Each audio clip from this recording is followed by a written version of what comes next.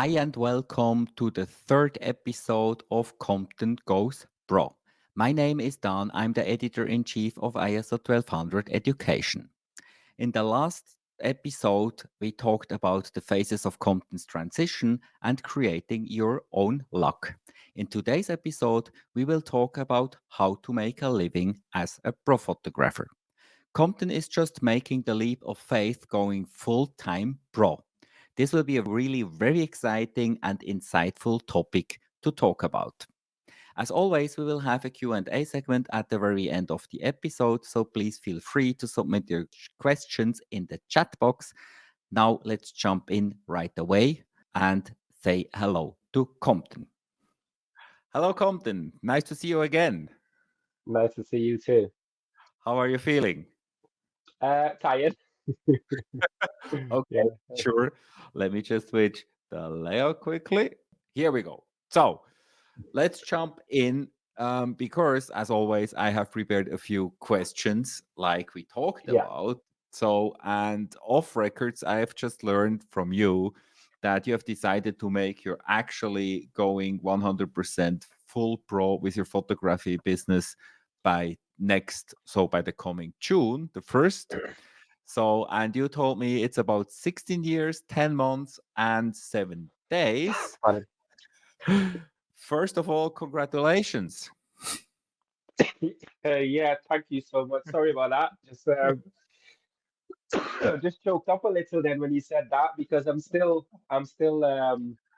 processing this idea that as of the 1st of June I will be a full-time photographer. So yeah, it's been a whirlwind since I officially handed in my notice. About a couple of weeks ago. So I'm looking forward to it. There's a lot of anxiousness, normal anxiety, etc. So Right, it's all about just going in and, like we talked about in our previous episode, no plan B, right? right. No plan B. So how do you feel about it right Uh, now? anx- Or a few days back.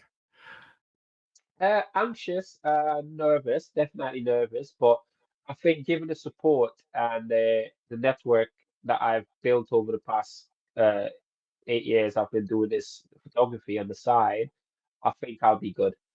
I think I'll be good. So it's all about me just going in and putting in the work, really, to be honest. Sure. So why or what have you led to decide that you take the leap of faith right now? I know it was kind of a preparation, right? But now it's 1st of June, 2022. Why now? Yeah. So it started way back. I'd already planned for this, hence why we obviously did this podcast to talk about that transition. But this was already in the planning, and it wasn't necessarily meant to be this early. Um, I knew I wanted to do it this year. I knew I was going to do this year, but it was just one of those moments where I went into work and, being as honest as I can, my body was there, but my mind wasn't. And I think that was the light bulb moment where I was saying, okay, now is the time. Like, you definitely do not want to do this anymore. You know what you want to do. You want to be a full-time photographer. Let's go after that dream. Let's chase that dream. And that just led to me having a conversation with my partner, explaining this is the decision that I've made. And just hope that she supports, and I know she does, and she will supports that decision, and the rest is history, really. I know we will talk about the involvement of partners in generally just in a minute because that's really really important, right? And I guess Yeah. she know where you want to go. So I mean, it was kind of clear what your dreams, path, and hope is, right? Yes, yes. Okay, cool. What are the best aspects for you for being a full-time self-employed pro photographer? For me, looking at it, obviously, I haven't actually gone through that situation fully yet, but I'm thinking more of the time I have on my hands to actually do more, be more creative, as well as I'll be able to take on as many clients as and when I wish to, and also find a little bit more time to spend with the family as well. So I think it's just having a better life work-life balance. I think that's going to be the biggest benefit, and being able to actually go on holiday and be able to take a few weeks off and not worry about whether I need to book a holiday with work, etc., or if I can actually get that holiday. So that's something that I'm definitely looking forward to the most. Is just being able to control my own time and my own destiny. Okay, I get that because yeah, you were like split between a scheduled job, right? So and Yeah. now you have your self-employed job. But do you really think that work-life balance will will be better? I'm hoping so. And the plan is to make it that way. I think with all things in life, it'll never go to plan. But if you set out sort of a rough idea of what you want to do, and I can then force myself to actually say, okay, you've taken on too many jobs this month. You need to take a week off and have a break. You'll be fine. No one is going to hold it against you for taking that break, and it's also necessary, going back to speaking to when we talk about burnout and stuff. So I know to begin with, I'll probably end up be overwhelmed, or I might not have a lot of work. So it could go either way. But if I go in with the right mentality and knowing that those are the potential outcome, then I will just need to work out a plan of how I navigate those outcomes to the best of my abilities. Of course, but no fear of FOMO. I mean, in a way of, losing clients or not losing clients, but just not get the job. No, I don't want to sound big-headed or uh, like I'm on top of the world, or I've got hundreds of clients that have booked me. No, I'm just reliant now on the strong um, uh, word of mouth customer base that I've built up over the past 8 years, and so far every single one that has reached out to me when they found out that I was deciding to go pro has been absolutely positive, and everyone has been super supportive. So I know I'll be okay based on the networking and the current client base that I currently have.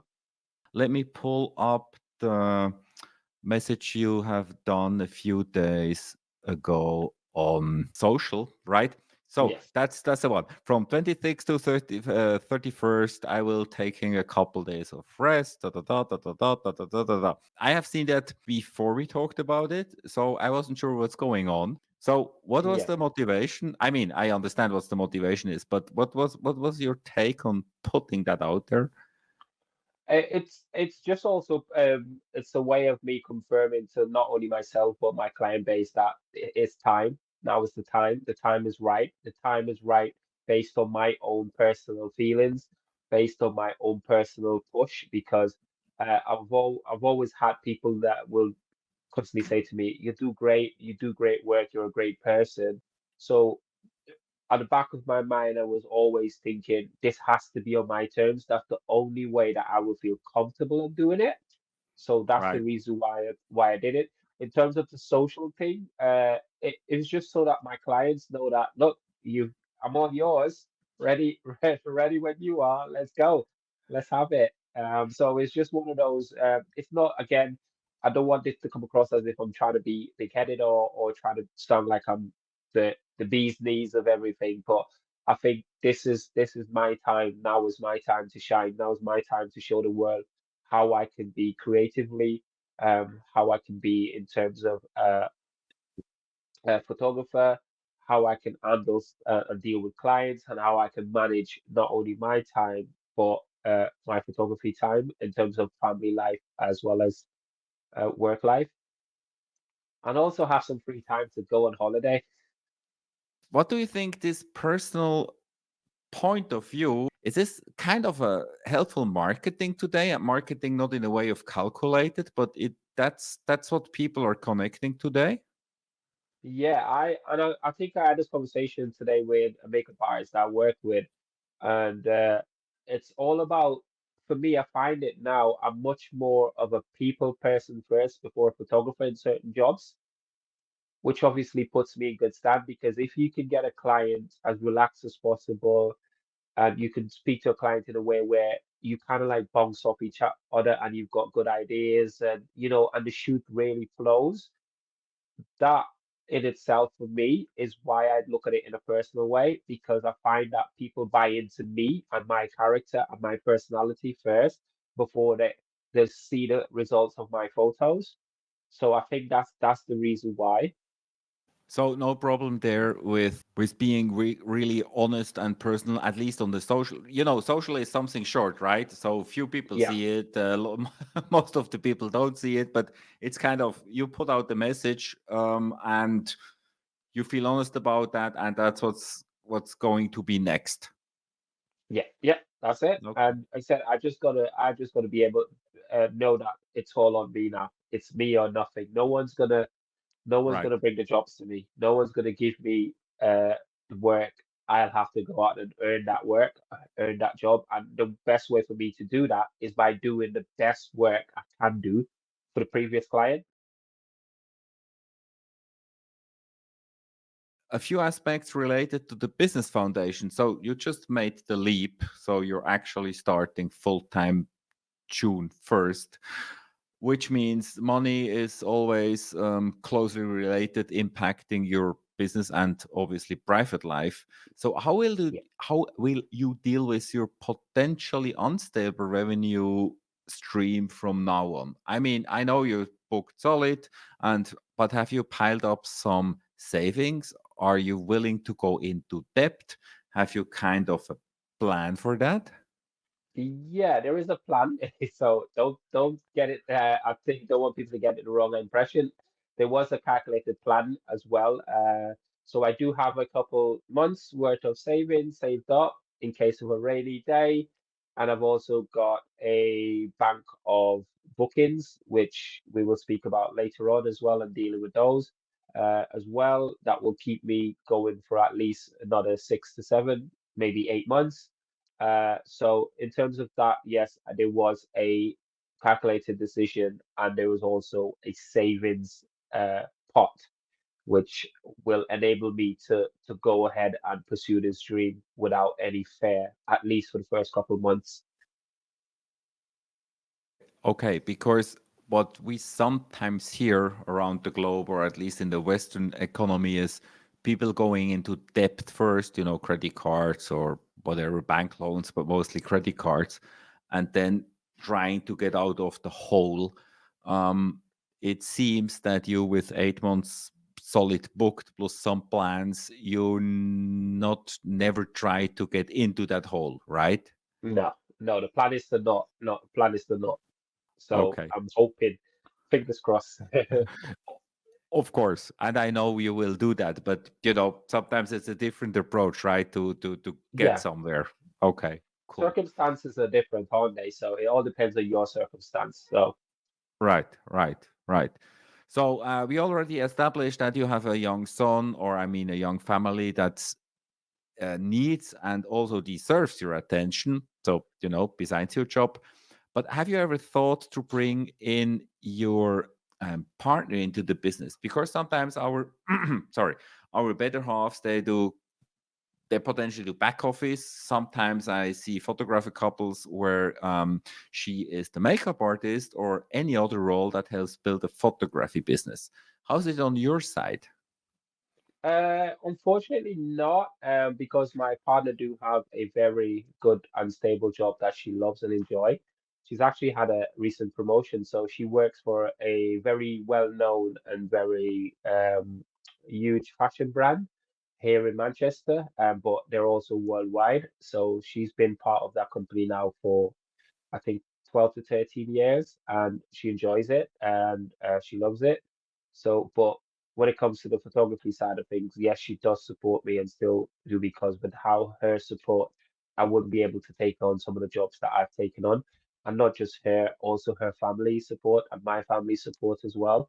So, unfortunately, no, she does not have that much of an interest in photography, but she does support me regardless of what I do. So I appreciate that. But she does have her own thing and she's really into fashion. So Of course, and I get that. But I got this right, right? Fashion. yes, yes. Okay. Is it something that could, at least industry wise, with connection, networking, whatever, Yes, help possibly. you? Yeah, possibly. Yes, possibly because she works for one of the largest fashion brands, the Boohoo fashion brand, which is also owned by the same people who own the company Pretty Little Thing. So when it comes to connections, it's good that she's in that sort of realm. But what I try and do is not to use or abuse any of those type of connections because I'm a big fan of I want to get it my own way. I want to do it my way and only through me. I don't necessarily want someone to say that they give me that opportunity because they knew somebody that I knew. I get that. But at least she could be Potentially. um, Yeah, potentially. potentially a door opener on certain events. Yes, 100%. Okay. 100% agree. Let's talk about photography itself. Let me switch the layout. So we have established, we talked about already that you have a partner in, that you are a partner in the photo studio in Manchester, UK. You have already a really impressive portfolio. You worked for a long time on that. You have a stable customer base and you are booked solid, as you said, for the next few months, up to 8 months. Question, because that's kind of a tricky one. Are you still shooting for exposure? And if yes, why? Currently, no. Simply Okay. because of the work, simply because of my workload. I do occasionally do it if it's something that fits in within my portfolio.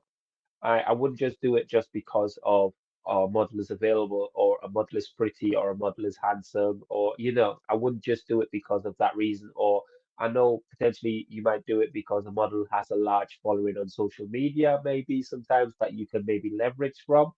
But currently, because of my current workflow, I'm only taking on paid work. So at the moment, unfortunately, no. Yes, that may change dependent on how the next couple of months go. But at the moment, yeah, I'm only doing paid work. But if you could have the chance to do it strategically, what would be the few parameters you're looking for that you actually would do it now, besides that you don't do it right now? So with top of the list would be, is it a model that I've worked with before? If not, then yes. What does the model has that would benefit my portfolio? Then that'll be the next in line. And how can we put it together? Do I need to actually invest any of my personal income into this shoot or not? Do I need a makeup artist? Do I need a hairstylist? Do I need an actual stylist? Do I need to build sets? So there is a couple of variables that also make up the final product of actually agreeing to do a shoot with somebody. And once that agreement is made, we can then work out whether the model will then either pay for some of the stuff that we have to do. Like for instance, if we have to buy props or etc., maybe we can go halves, so the model will pay half. So technically, I don't lose out a lot of money. Yes, you lose a little bit of time, but you what you gain from the actual work that you produce from that shoot will always make up for that time. So usually those are the things that I look for. Is top of the list is it someone that I've worked with before? Is it something that could benefit my portfolio to get me more work? And how can I leverage? Does the model as well has a following? How can I leverage a following the model may have? And that's kind of like the last on the list, the back of the list. But obviously, it is there. I'm not gonna try and pretend like it's not, because if a model has 10,000 followers, uh, then yeah, I would want to leverage that. But what I find as well, I'm finding a lot of people who not necessarily with a huge following, but they've got interesting characteristics of themselves, like maybe a facial feature, body type, hair, just different things that really appeal to me. And I would reach out to them. Sometimes I'll reach out directly to them and say, look, I would love to photograph you. I think you've got a really cool style, and I think it would really benefit my portfolio, and I can create something that will benefit your portfolio as well. And I can almost guarantee you will end up with either work from it, or you'll at least get someone who will within a certain feel, like maybe a model agency to see it as well. Right, which means it's less about So if you would have time, sorry, for shooting for exposure, it's more about aspirational work and less about followers or any other Yeah. strategic reason, right? Yeah. One last point to make as well. What happens sometimes, and what did happen to me in the past, is occasionally when I was obviously free to do a lot of they call it TPF, I think, trade for print, here. When I was available to do those, what I did find as well is that when you do one, you do two, word gets around really quickly too. So you have to be very careful of who you're actually working with when you do these shoots, because models can, and this is no dig at any particular model or anyone in particular, but sometimes word can get out that, oh, you're doing shoots for free. And then models, friends of models will then start reaching out, oh, would can I get on a shoot with you? Jade say, or this person said, or Jack or Anna or somebody said that you did a really good job, on their shoot. I would love to work with you. It's like, it, so you have to be very careful who you reach out to. Like there's people I would work with now on a trade for print basis if I needed to, and I know where those people are. And I also what I try and do now, if I was to reach out to a model, I sometimes end up paying that model myself out of my own pocket, because I'm on an impression, I would be on one the model to be on the impression that if they reach out to me, they should expect me to ask them for a fee. So it's the same way if I reach out to them and they have a price, because at the end of the day, they are sacrificing their time as well for me. So if I think it's worthwhile paying that model to actually be there and gives me a little bit more control over the shoot, I will do that. So I think it's an investment. Right. So it's fair to say you're on a stage today, after a few years of building your portfolio, you can actually choose on your own when you want to shoot for, let's say, aspirational work, which is a bit of exposure, but taking control in investing some money. Yes. What would you recommend for somebody that's just starting? Because it's really a hot topic, right? So Yeah. yes, no, and we could go on for hours about that. It makes no sense. And you made a good point. The point was that people are at least trying to start taking advantage of the photographer because, yeah, they get great pictures. If you're good as a photographer, they start to get great pictures for their portfolio. And it's most might be not really what your aspirational work is about as a photographer. So, any recommendation for somebody that just really like want to start out, by tomorrow? I would say, first of all, find those models that you think will benefit your portfolio. Reach out to them, email. You might not get a response straight away. Uh, Based on how social media works, you might not get a response straight away, but at least you send that email, pardon, or you send that text message or an Instagram DM. Listen to what they have to say. If they say, yes, I would love to work with you, you then lay out a few simple guidelines, a few simple rules. You would say, this shoot will be based on building both of our portfolio, but I want you to understand that if someone else asks you if how much you paid for the shoot, you can then give them a price. So I'll give them a number. So I would then give them a price for what it would cost if I was doing it on a portfolio paid basis, to say that this is what I would charge. So can you please kindly say or tell your friends or anyone that inquires with you that this is how much it will cost for a portfolio session? So I will make this as clear as possible with the model in the beginning, so we're at least on the same page and on the same wavelength. So that's what I would do 100%. At least let them know, yes, I'm willing to do the shoot. Yes, it's going to be a collaborative effort, but my prices for a photo shoot of this similar nature would be X, Y amount. That's a fantastic additional input because that's a dimension, sorry, sometimes people not thinking about, right? Because so what you're basically saying, or what my take is on it, there are two aspects. First of all, you take control as a photographer, even if you're in the very beginning, but it's kind of based on what you want as a photographer and yeah, where you want to go. So don't be overwhelmed with the, let's say, beauty or the concept of somebody. It's what you yeah, want as a photographer, right? And then, yeah, and this is really new, even to me. I've never read that somewhere. Bring in your pricing, whatever this means, but bringing that would be this kind of shoot for this price, that if your model or your talent is starting to talk about it, they could at least have a sense of what it actually would cost. yes, That's really a cool additional dimension, which not a lot of people are talking about, and it makes completely sense, right? Because our talents or the talents are telling ourselves too, like, okay, normally I will cost like whatever XYZ amount per day, and yeah, yeah. it's what it is, right? Yeah, exactly. You basically using one of the. It's not necessarily a trick. Yeah, It's just a marketing method that I use. And like you said, the model might have a similar sort of idea when it comes to what she wants to do and how much she right. would like to charging for a portfolio session if someone wanted to do a test shoot with her. So I've had it before where I've asked models to test with them and they say, I'm not tested at the moment, but if you would like to test, my prices are or my rates are.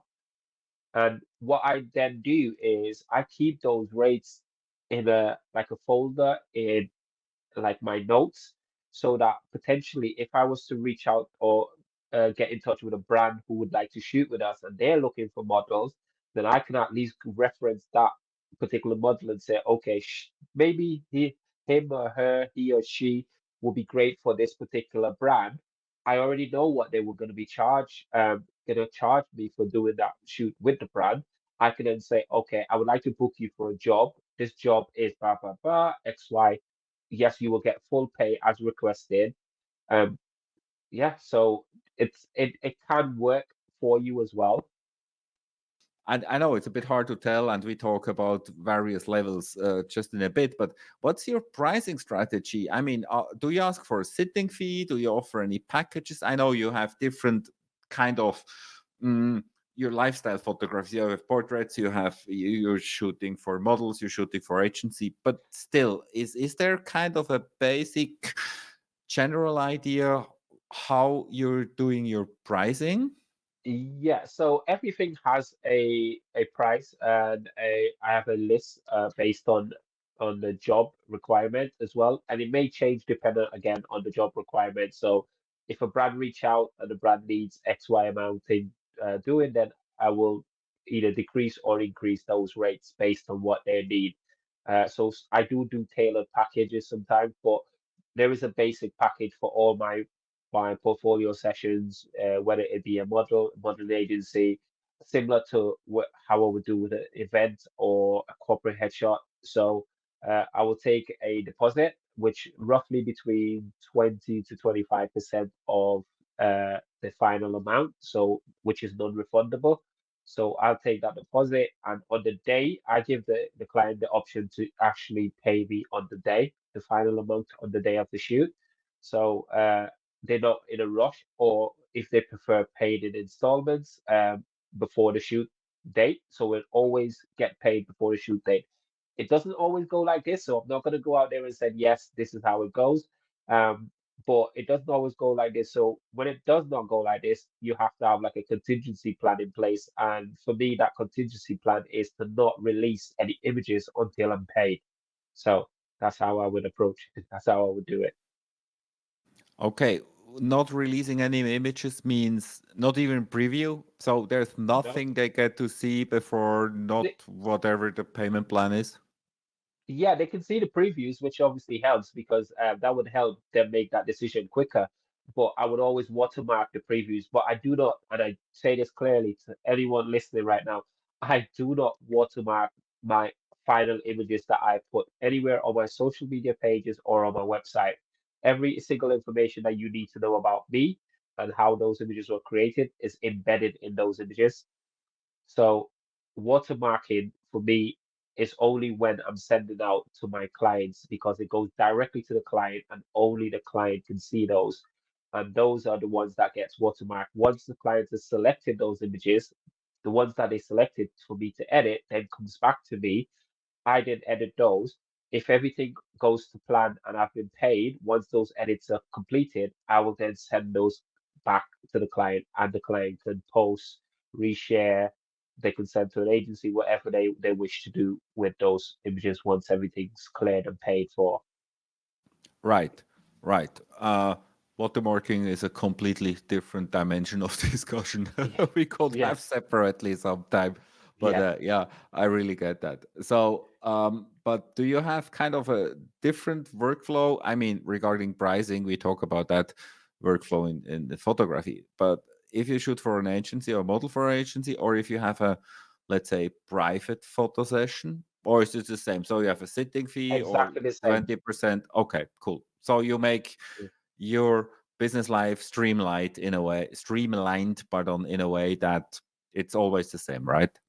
Yeah, I treat everyone according to how they should be, and my clients are pretty much roughly within the same ballpark of each other. So, there's no need for me to change or make that pricing any more difficult. Simplicity. I'm a bit kind of keep it simple. You know the KISS method, as Joel Edelman will always say, KISS. So keep it stupid simple. So keep it simple. Everyone knows, so the client knows. For instance, for my and I know this is something that people are gonna go crazy for.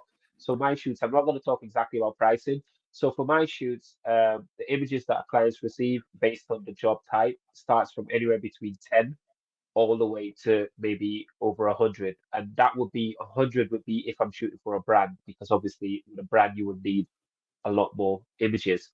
But if I'm shooting just a standard portfolio session, it could be anywhere between 10 and 15 images that a client would receive after the shoot. And if the client needs any more images from the shoot, then there's a fee that goes on top of that as well.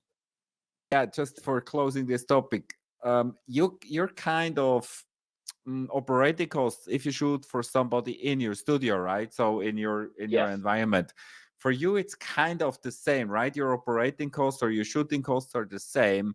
The only variable that's in is probably with or without makeup or artist, but the rest yes, it's based on the job, or based on the client. So you have yeah, your framework of what you have to cash out, and the rest is then up to you, right?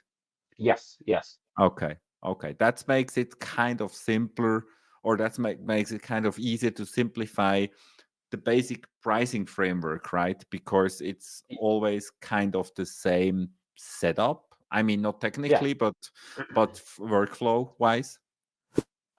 Yeah, 100%. And like you said, having that extra, you can put an extra. Do you need a makeup? I would ask the client before I actually send them a full validation, like a list of prices Sure. of Sure. what the packages are. So I'll ask them those questions. Do you need a makeup artist? Would you require a stylist? Would you require a hairstylist? Do you need a different set build? So all Right. these things would then im- um, impact the actual price in a way, to be honest. So, but my standard price for the images that I deliver is exactly the same. Right. So, I mean, you're now a few years in, just we don't have to talk about the price points themselves because it's evidently different from region to country to city to whatever. But have your price level changed over time?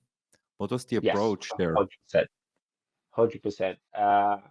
You incremental increases based on cost of living and inflation rates, which as a photographer, you probably don't even think about all these things. But yeah, that's the reason being. So it has definitely changed from where I started to where I'm at now. And it constantly does. I change every year. There's a small increase. I think it's between 2 and 10% increase, depending on how inflation is every year. Okay, but that's coupled to what's happening around. Yes, Have you increased your prices also because you knew that you're better now, that you reach a different level?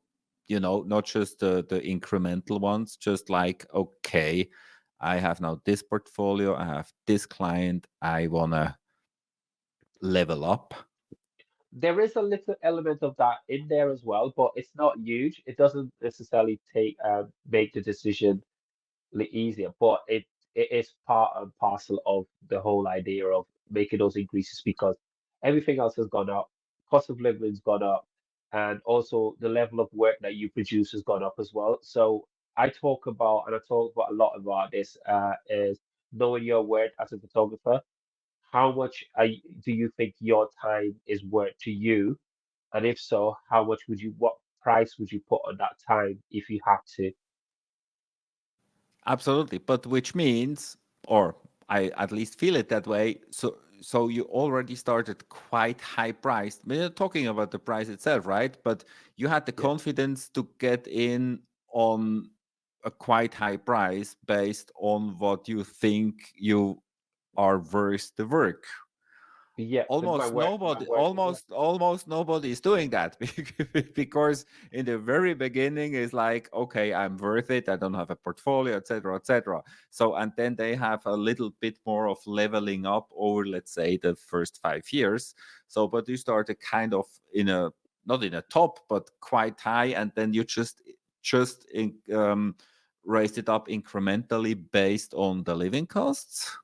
Yeah, and how well I've developed as a photographer, how well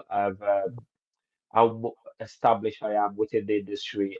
It's also when you talk about price, and it's also quite important that photographers are not putting their pricing out there. I know this is a very subjective topic, putting their pricing out there so that other people can see them who they're quite doing the same sort of work with, because you sometimes tend to have clients who will come to say myself and say, uh, I like a portfolio done. Uh, what's your price? And I'll give them a price, but they're like, oh, but uh, so and so are doing it for X, Y. So it's like, so I always ask the question, why have you come to me? What have you seen in my work that you think that you could benefit from? And when once they can answer that question, that's when I've basically, and it sounds really bad, but that's when you've got the client on the hook because there's a reason why they've come to you to find out what your prices are. They've seen something in your work. So knowing what that work is worth is quite important to you. So that when you put a price on that work, then at least they know they're either getting value for money and a good quality work, or they can think that you may be robbing them. But if you do a really good job at showing them that this is what you get, this is what you're invested in, and you make it out as if that they're gonna be getting the best quality work ever, then you've got no problem. You could leave it up to the client then to make the decision whether they want to book you or not. Absolutely. But in the very beginning, right, you one needs to have some kind of price point. So since you're located in Manchester, did you do a competitors analysis to get some kind of a base level or a baseline and say, okay, I want to start here and then let's see where it goes? Because sometimes it's really hard, right? Yeah, that was done, I think, about 5 years ago, and it was done after a conversation with a very well-known businessman in my area, and also a friend who's actually turned out to be a friend. Now we had a very long conversation. I was actually on a job that he had booked me for, and we spoke about pricing, and we spoke in depth about it, and he talked about this idea that I was just explaining, that finding your worth and knowing what you worth as a photographer, and also depending on what client you're working with as well, that you can actually leverage a little bit more based on what the client needs and wants. And you talk about looking at your competitors, looking at their pricing range, looking at your work. Is your work better than theirs, or do you need to level up your work? And then look at the people who are doing it cheaper. Are they doing good work as you are, or are they well behind? And you kind of like put yourself in the middle of those two. So you're looking at the cheaper guy as well as the guy who's really expensive. And if you think your work is as good as that person, well, go there, be there, do it. Because uh, he also mentioned to me that regardless of what your price it is, there'll always be someone who does not want it or thinks that it's too expensive. But there will also equally be people who will value that work and pay you that money that you requested.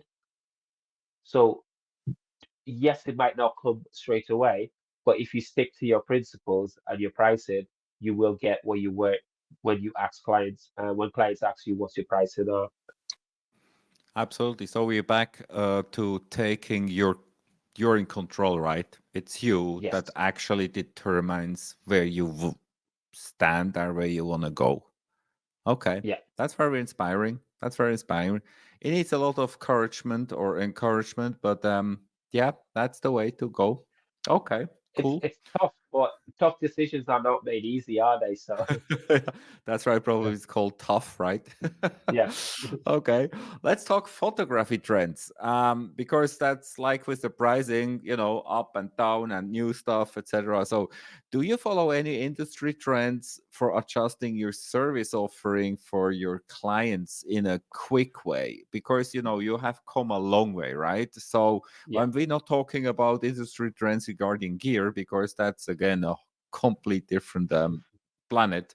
So, for yeah, example, is video, for example, in any form, a media format that photographers should offer today in the realms of portrait photography? Because sometimes we see now these moving portraits and stuff like that.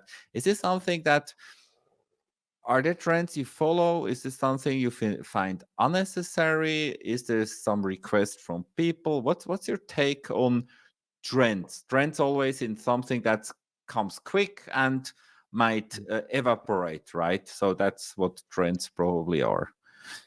yeah. So in terms of actual trends, no. The only thing I would say that I am definitely keeping an eye and ear on is the situation with like you talk about moving portraits, reels, Instagram stories, and also TikTok, I think it's called.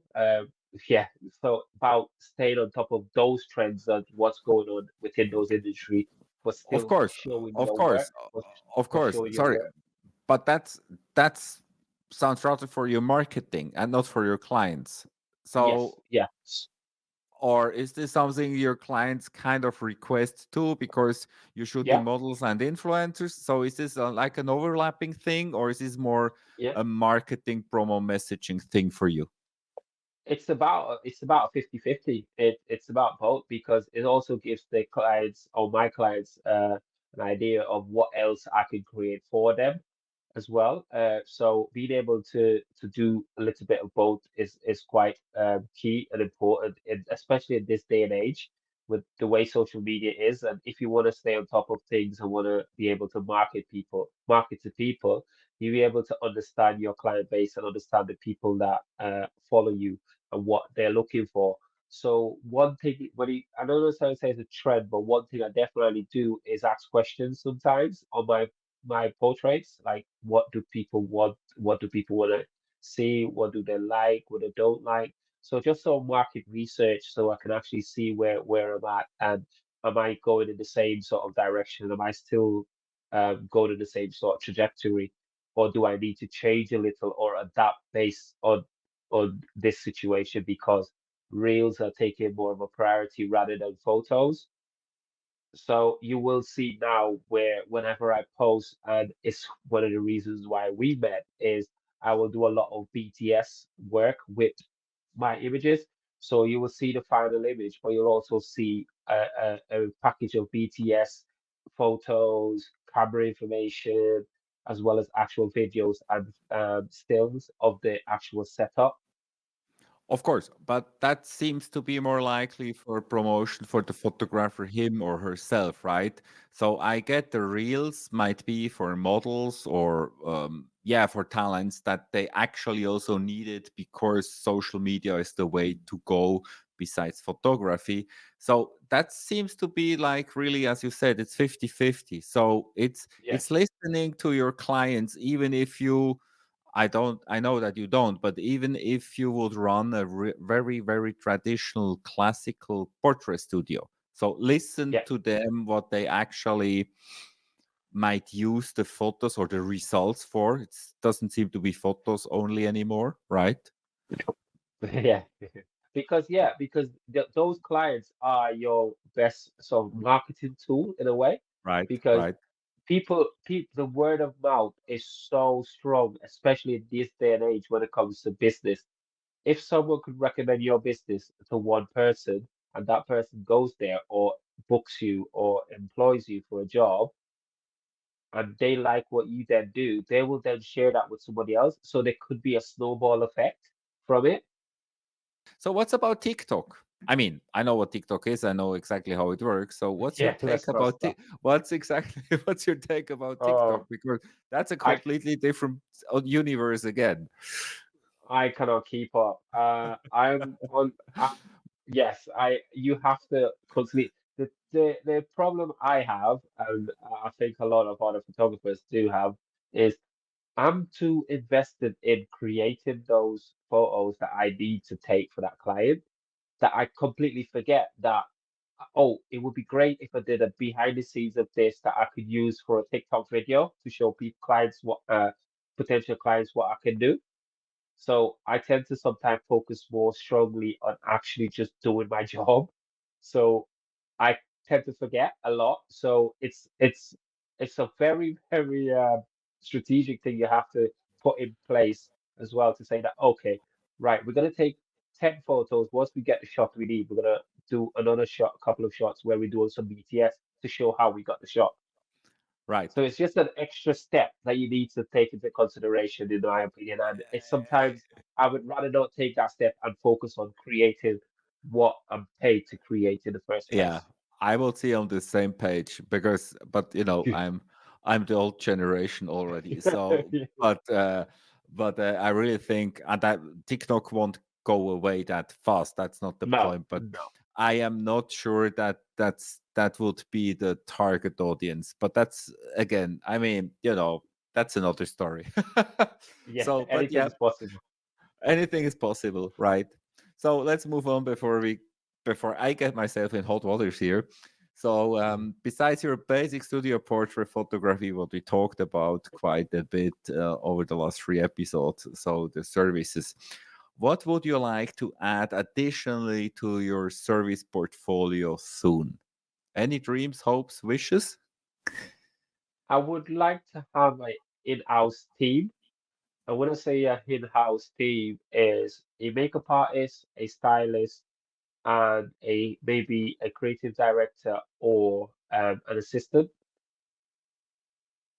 to help me on shoots. So, for instance, if I've got booked for a job, whether it be for a brand or even a normal client, that I can say, okay, this is how much the shoot is going to be, and within that price of that particular shoot will be the fees for the makeup artist, the stylist, and the assistant.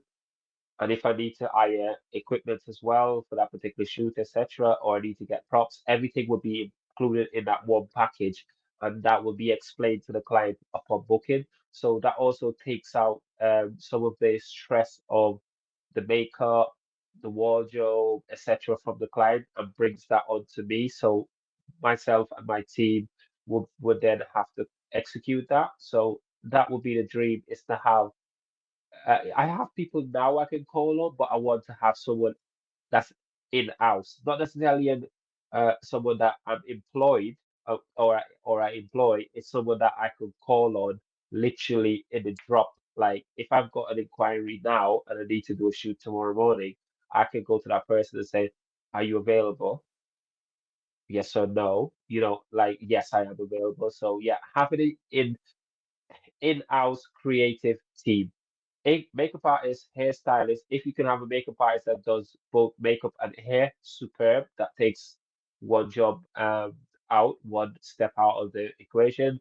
And maybe an assistant to help you maybe move a light or, even maybe even doing the BTS stuff that we talk about, the TikTok stuff that you don't have time to do. Those things that you wouldn't necessarily have time to do, you can then give that task to somebody else. So that will be the next gradual step for me. So that means less having an additional mm, service in a way of what you're offering as a photographer, but having Yeah, actually gradually building or expanding your team. So making operations a bit more like fluid. smooth or a bit more fluid, right? And individual. Okay. Yes. Okay. Yeah, this makes completely sense. Okay. Have you ever thought to partner up with a hair studio or with a cosmetic salon? Do you have somebody just around the corner? Sometimes it makes kind of sense that trying to get a corporation with some shop, or I mean a person within the shop that's around the corner. Funny enough, you say that we have a barber shop right next to us. Hello to the guys over there, Voodoo Cuts, who can cut both men and female hair. And opposite our studio, there's also hairdressers who are fantastic as well. Shout out to them, Riot Art Hair. But um, in terms of what I offer and what we offer in Be Cool Studios, at the moment, we're not at that level where we could go to those people and guarantee them an income based on the jobs that we've got coming in. So no, I haven't. Right. I haven't actually thought about it in that sort of way, but I do have a few makeup artists and stylists that I'm in touch with on a regular basis that I can reach out to. It's just that Okay. because it's not in-house, it's more as and when. Sure. So Sure. I can't always advertise or advertise that yes, I'm gonna be doing a shoot. My prices are, and on this shoot you will get makeup artist, hairstylist, and stylist covered. All you need to do is basically pay the fee and show up. So yeah, I do have people that I could call on, but not anyone that I've spoken to in a way where it's more of a permanent, permanent thing. So I could call on different people depending on the job that's required. Okay, but that's an important and a great first step, right? Because that's what you need to fulfill sometimes your photography jobs. Okay. Yes, Okay. Thank you so much for this first segment. Let's switch to a few Q&A or to a few questions, if that's okay with you. I yes, got fine by me. here a few um especially for this episode. Let's start with Lisa from Middlebury, Vermont in the USA. Nice. So she is asking or saying, I'm from a small town in New England, USA.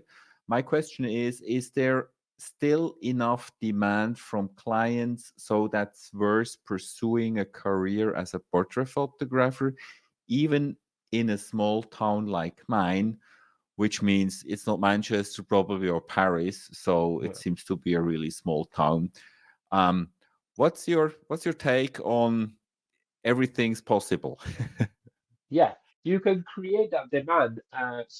When we talk about building a portfolio, what you can do is build a portfolio by inviting family, friends, close associates to actually do portraits in different scenarios, different situation, whether it be a studio, outdoors, and then create a body of work that you can then take to clients or even your local shops. Like you can go to a local shop and say, uh, would you guys be interested if I did a couple of staff photos for you? So that you can sort of get your name out there. And if the client, that person likes those photos, then they might then recommend you to somebody else that's, has a similar business or right around the corner.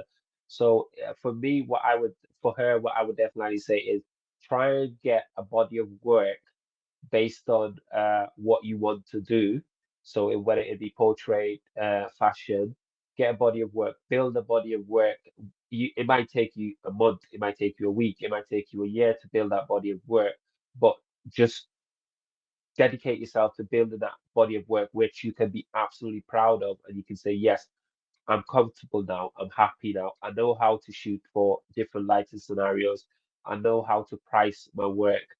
Now I can go out and start doing a little bit of what's the word, research in terms of finding out what's going on in your local neighborhood? Would people like to get some headshots done? Are they on social media?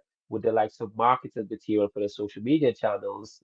These are ways that you can start building, even in a small town, building a relationship and building a brand and a business.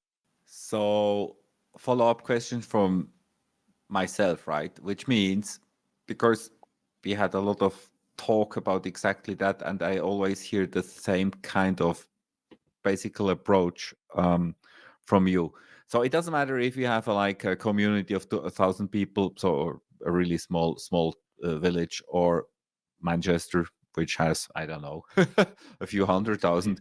So it's about community. It's about reaching out to, well, aspirational work, and then it starts to have a ripple effect. Yes, yeah. Is So it that starts what to you're build. saying? Okay. Yeah, yeah. So you create that create what you want to see or what you want people to see of your work. So create that. Go out and create that. If you don't have that already, go out and create it. If you do have it, then the other way is to just actually go and speak to people. Ask them, are you on social media? Would you be interested if I did some Mm, photos? What you mm. do find sometimes, some businesses do offer maybe a meal if you're reaching out to a restaurant, maybe a meal in return for some images. So, it's you might not lose out a lot, but you can also gain a lot because obviously once you create a great body of work for those clients, then there's potential that if they wanted more stuff in the future, they can then reach out back to you and say, "Oh, we love what you did the last time. How much would you?" It might not come straight away. Please do not take my word for saying that yes, it's going to happen. It might not happen straight away. It might take two, three attempts before it actually. It might take 10. It might take 20 before you actually get someone that actually reach back to you and asks, would you be interested in doing some photos for us for our social media because we liked what you did in the past. It really helped and it boosted our business and it helped our business. How much would you charge for X, Y amount?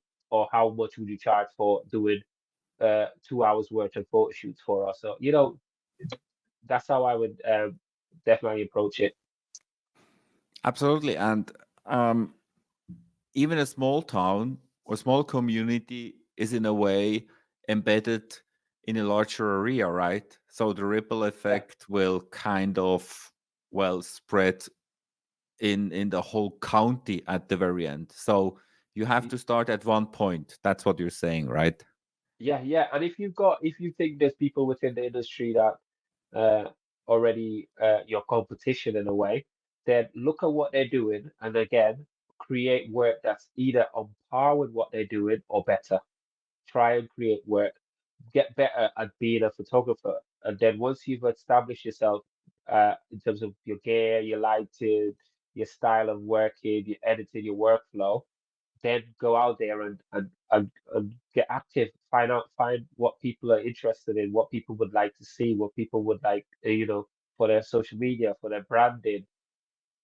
It's all it takes. I always look at it this way. It takes one person or one job to say something good about your business.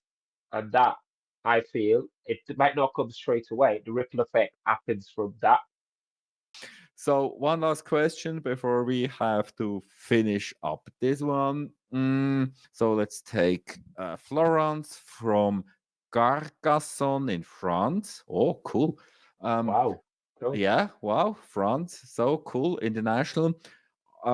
It's a bit a longer one, so let me explain.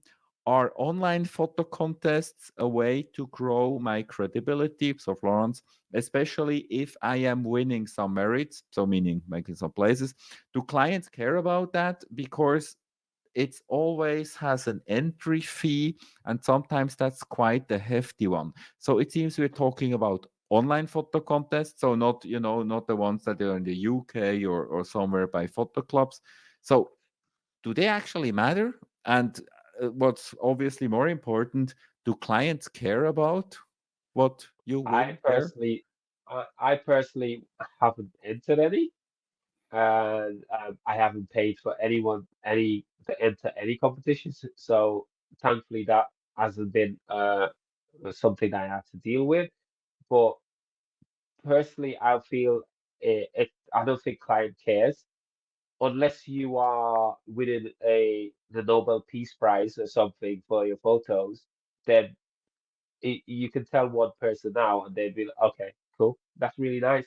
But you can almost guarantee they're not going to go tell their friends that this guy's an award-winning photographer. You can maybe put it in your bio, etc., and obviously make it known on your social media page and try and see if it can see. But personally, I don't think it matters because your client base might be completely different than the people who actually selected your photo as a winning entry. And especially if you have to pay to enter those competitions, do you think that's a worthy investment? That's the question you should be asking is it been a worthy investment? Have I made the money that I've paid for that competition back? Have I recouped that money back? Yes or no? And if so, how much? And do you think it was from the consequence of actually winning that competition? Those are the questions they need to ask. I think you said Florence. Florence needs to ask him or herself whether that was the outcome of the actual competition. So after the talk we had today, or also before, it's kind of I really understand our question, but if we talk about investment and the money, so and we talked today about that, so it's better investing the money in your aspirational work Yes, of body of work in a way of you get actual immediate results as soon you know in which direction you want to go, right? So yes, it's more it's a more immediate investment, at least in the results, because with competition you never know you never know if you get actually married or win something. So no, you yeah, pay for something but you have no idea, plus you already have yeah. had the investment actually in the photo shoot, depending on Yes. how the So shoot was set up. you'd be out of pocket. You'd be out of mm, pocket mm, just by entering that competition. So it's probably best to invest that money into something that you know that's going to guarantee you an income and guarantee you money. Whereas in a competition, yes, it might be good. You might win and get a couple of likes, scares, whatever. But I can almost guarantee your normal client base that you are trying to reach out to, but might not have a clue what that is, what that means and would not even be interested in some cases. right. So yeah, that's a real world and honest answer. I probably would see it the same way, except you already have a running business and everything works fine, and you really do creative aspirational work for some certain competitions just to testing the waters, but probably not in the beginning for your promotion in your town or whatever, right? Yeah. Yeah. Uh, I just want to have one last thing before we actually go because now that it's cropped Sure. up and it come up in terms of competition. Let's talk about photography groups. That's a really big one. That's one way of Okay. sharing your work. But I I would like other photographers to understand and know that yes, if you're in a group with photographers and you share your work there on a regular basis, please, please do not get upset when you work, when you don't actually get enough, what's the word, engagement or traction within that work, because you're advertising your work to photographers. Photographers are not going to pay photographers to do photo shoots. You have to advertise to actual clients. So you need to be putting your work on your social channels and do not look at other photographers. Like I'm blessed that I've got a lot of photographer friends within the industry, but we bounce ideas off each other. I have numerous conversations with different photographers, videographers about this exact same thing. Other photographers are not going to pay you to do a photo shoot for them.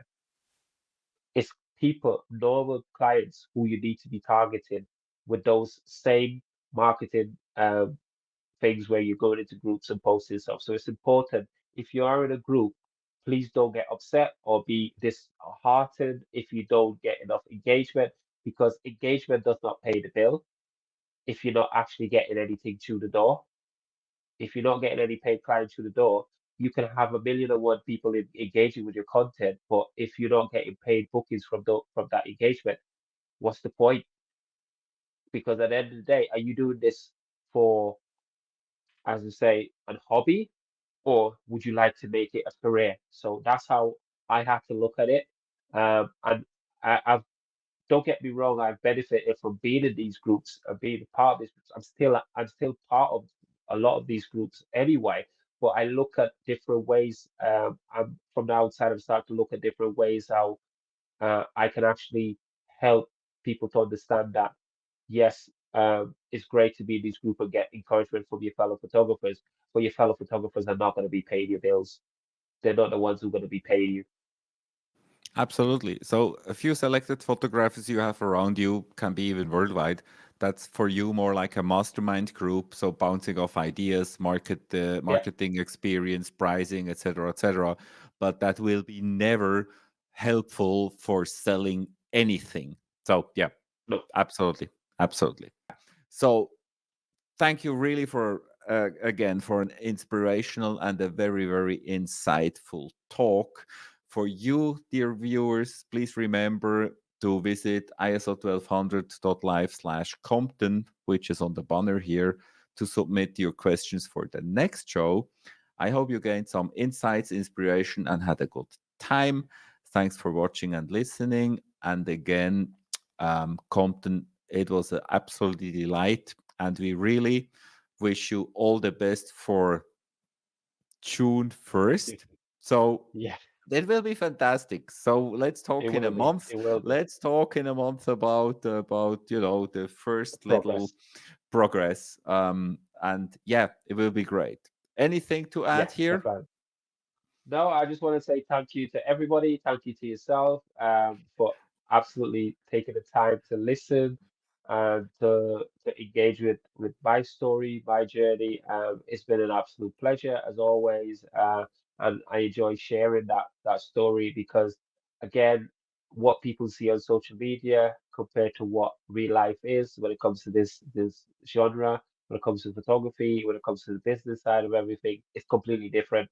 So social media can also send out the wrong message. So I just want everyone to know that please do not take everything you see on social media uh, as is. Oh, it's all roses and it's all fun. There's a lot of work and a lot of effort and a lot of sacrifices that go in to creating what the final product is on social media channels, etc. So please put in that work, put in the effort, and you will see the rewards. Thank you Thank you. and goodbye. Bye. Bye bye. Bye bye.